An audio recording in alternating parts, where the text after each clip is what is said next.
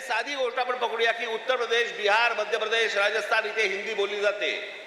मग हे लोक उठतात आणि महाराष्ट्रामध्ये नोकरीसाठी काय येतात?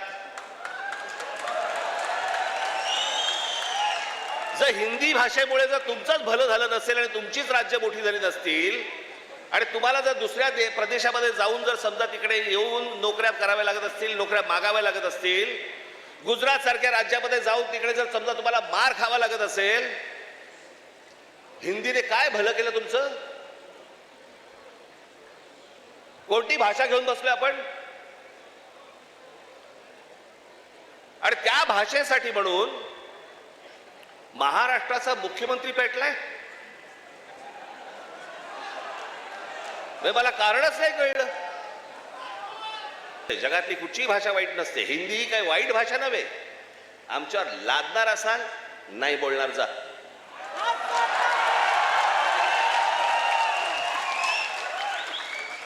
आणि लहान मुलांवरती तर नाहीच नाही. काही विषयच येत नाही या गोष्टींचा. यांचं राजकारण काय चालू आहे ते पहिलं बघा तुम्ही. हे या सगळ्या गोष्टी मी तुम्हाला आत्ताच सांगतोय. मी माझ्या पत्रामध्ये पण दिलं होतं, आम्ही हिंदू आहोत, हिंदी नव्हे.